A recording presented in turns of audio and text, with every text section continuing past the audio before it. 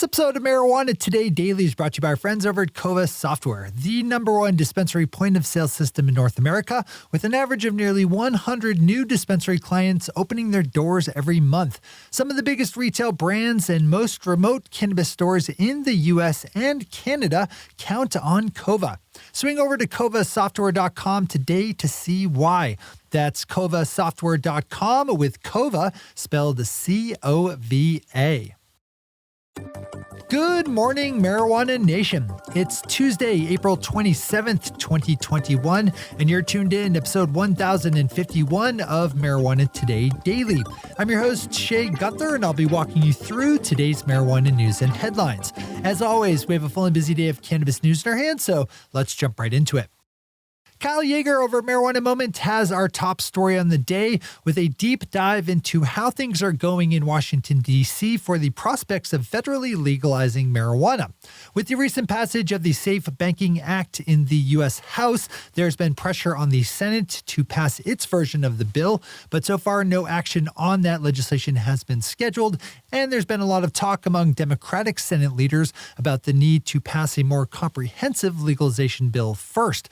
Kyle's story, which you should read in full for sure today, looks at the possible route for legalization to pass via the budget reconciliation process, which, unlike regular Senate bills, requires simple majorities to pass instead of 60 votes.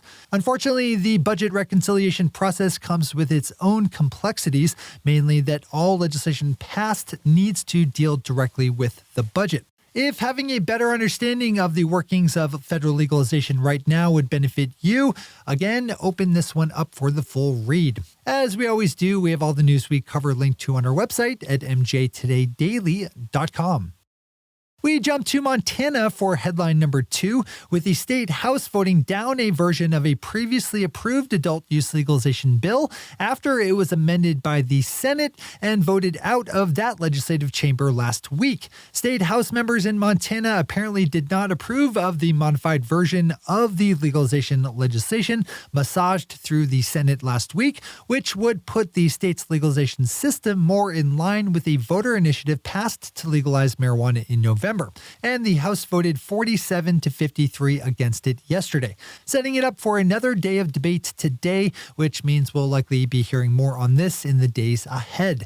This is another one of those stories that is just packed with detail and background and is worthy of a full read, especially if you do any kind of business in Montana. Our buddy Ben Adlin, a new regular on our weekly show Marijuana Today, has our final top story with an update on a storyline in Washington state that we've been watching that revolves around a state Supreme Court ruling in February that felony drug possession laws are unconstitutional. Lawmakers have been scrambling ever since to pass some kind of legislative response that hews with the ruling, and as Ben is reporting, a bill was approved over the weekend, just as the state's legislative session drew to a close, that makes drug possession a misdemeanor criminal charge, but only for the next 2 years. The compromise measure is meant to spur lawmakers to work on an interim solution, as without a fix-up bill, drug possession in Washington state will be legal on July 1st, 2023. Those are the top stories for today. It's time for Marijuana Today Daily Headlines Blitz. Before we blitz out in headlines, let's quickly thank our sponsor, Kova Software, the #1 dispensary point-of-sale system in North America, with an average of nearly 100 new dispensary clients opening their doors every month.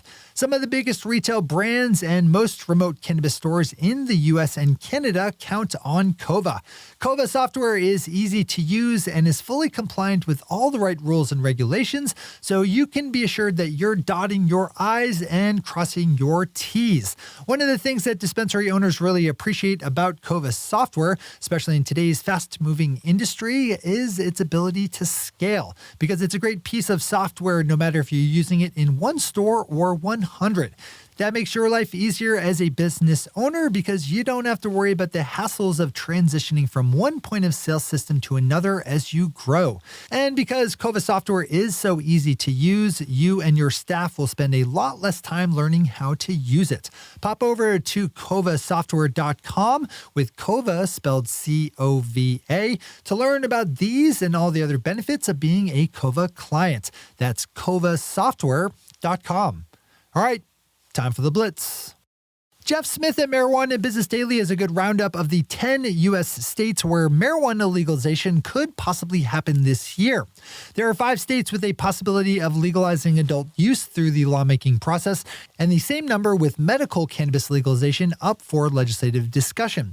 As Jeff has it, half of the 10, Minnesota, Pennsylvania, South Carolina, Nebraska, and Kansas, are unlikely to actually legalize, and 4 stand a good chance, with Connecticut, Rhode Island, and Delaware looking at adult use, and Alabama at medical.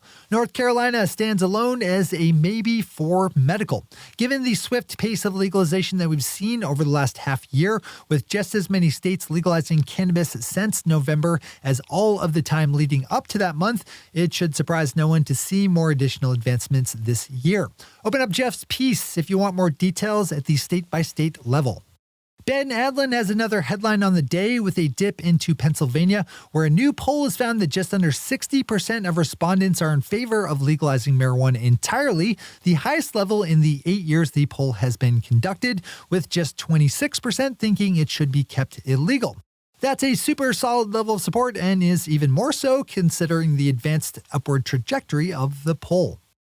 California-based vertically integrated operator Harborside just released its Q4 and full-year fiscal results for 2020, pulling in total gross revenues for the fourth quarter of $13.1 million, stacked up on an adjusted EBITDA of positive $700,000. For the full run of 2020, Harborside had $63.4 million in gross revenue, up 29% annually, with a positive adjusted EBITDA of $7.4 million, a good swinging improvement over the loss of $8.9 million seen in 2019. Canadian company Auxly also issued its Q4 and full year 2020 numbers, seeing fourth quarter revenue of $22.4 million and earnings per share of negative 3 cents, double the loss seen in the same period last year. For all of 2020, Auxly saw its revenue jump 508% annually to $40.8 million, and its net losses improved from $82.2 million in 2019 to just $68.8 million in 2020. As we're seeing in just about every state with legal medical cannabis, the number of registered patients in Florida is on the upswing as people deal with the fact that things were kind of on fire there for a good long while last year, figuratively speaking, and still are in a lot of places. There are a lot of anecdotal stories out of medical marijuana clinics of solidly booked appointments, and the number of total registered medical marijuana patients in Florida is up 59% from last year, now numbering 533,700. If there were ever a time for the medical benefits of cannabis, now seems to be it. Over last weekend, New York Assembly Majority Leader Crystal Peoples-Stokes held a clinic in Buffalo to help people with the process of expunging their criminal records of past marijuana charges. The process is available thanks to a 2019 bill allowing people to apply to have their criminal records expunged for cannabis charges that are now legal. At the clinic, volunteer lawyers met with people to discuss the particulars of how to actually go about the expungement process. That is wonderful news, but that process really should be automatic so it gets everyone. Our final story in the day looks at the plans that Native American communities in New York State have for getting into the legal marijuana industry, following the signing of comprehensive legalization legislation last month. Right now, the Shinnecock Indian Nation on Long Island has a planned marijuana cultivation facility they hope to have operational this year, while the St. Regis Mohawk tribe, located in the western part of New York, has a proposed adult use regulation ordinance in the works. Those are the headlines and news for the day. I'll be back with you again tomorrow with another information-packed episode of Marijuana Today Daily. But in the meantime, if you have any stories to share or feedback to give, zip us an email to headlines@mjtodaydaily.com. And while you're clicking around the interwebs, swing over to our website at mjtodaydaily.com to find links to all the news we cover. Thanks to our sponsor, MJ Today Media, and to our awesome patron listeners for the support that makes this show possible. To join the illustrious ranks of the patron listeners yourself, swing over to our website at mjtodaydaily.com and click on that big blue button at the top of the page that says Become a Patron. I'm your host, Shay Gunther. Thanks for tuning in and starting your day with marijuana today.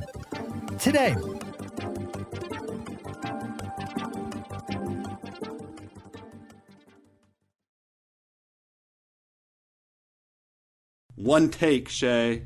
One take. take.